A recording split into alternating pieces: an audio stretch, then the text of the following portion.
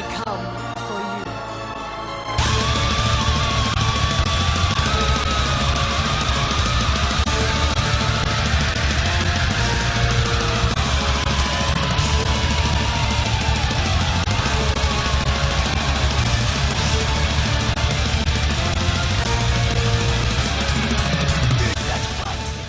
The meaning behind the title, Darkly, Darkly, Venus Aversa. Venus Aversa is a name that we've given to Lilith as the opposite of Venus, as a character, a dark Venus, and it implies that she's surreptitiously crawling across the world, that she's doing it in a dank and odoriferous way. Venus Aversa itself as a term was something of sexual disorientation. I think actually sort of referred to bum sex, Victorian bum sex or something like that, so it seemed quite apt. The character Lilith is Adam's first wife. She was known as the first trespasser against God. She was supposedly born of filth, which is quite appropriate. And what we've done with this, we've made it into like a gothic horror story where we've involved Knights Templars and Carmelite nuns, and weave this story about her finding her way back into the world, and it's quite intricate, so it's pretty hard to explain, but it's a continuous story throughout the record. We recorded our new album at a place called Monkey Puzzle Studios, which is quite close to where we live in Suffolk, a place called Woolpit, in a beautiful Suffolk countryside. It actually felt that we were on holiday there because it's very picturesque, great little local pubs, great little studio. They had like this small lake and a huge garden, and you also were like animals like dogs, cats, and which was very fun sometimes. We started recording the demos about a year ago, and I don't know, that takes about 6 to 8 months to get everything kind of in a listenable, understandable form. And we never really stopped working on that element until virtually the last day of, what is it, mastering? We've been working on the new album for quite a while actually, to be honest.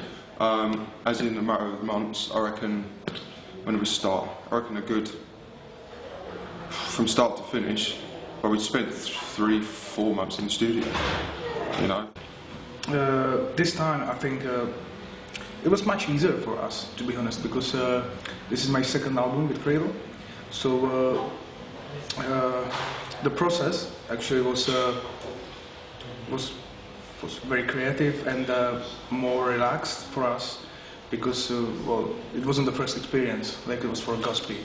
The artwork for the album's done by a beautiful creature called Natalie Shao, and we met her through her previous boyfriend, who was the singer from a band called Septic Flesh. It's very similar to some of the styles that we've used before, and in the few emails that were going backward and forward with him, he'd sent this amazing artwork, and it was his then girlfriend's.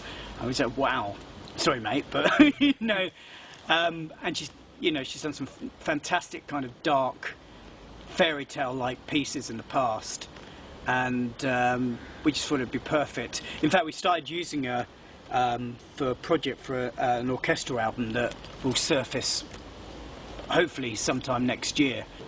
I think my favourite songs from the album are probably Deceiving Eyes and Lilith Immaculate, which sit next to each other. It's sort of when everything's getting juicy on the record, it's like the turning point. And they're both very different songs, very different for Cradle. And I don't know the reasoning behind why I like them, because all the songs are good, but they've just got lots of different ingredients to them. My favourite song? I think it's quite hard to choose a favourite song from this album, because I've worked so hard on all of them. But I do like the first track on the album, which at the moment still doesn't have a title, but whatever it is, it's the first track on the album. I really like the Church of the Sacred Heart, which was a lot of fun playing that in the rehearsals leading up to the album. There's a Spawn of Love and War, which I think is an awesome track. My favorite song from the new album, well, all of them. Yeah, no, honestly, I mean, I do mean all of them, definitely.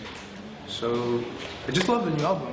We chose to release this album through, well, Abracadabra has been an imprint that we've been using actually since the last time we were on Snapper, and Peaceville, I guess, a subsidiary.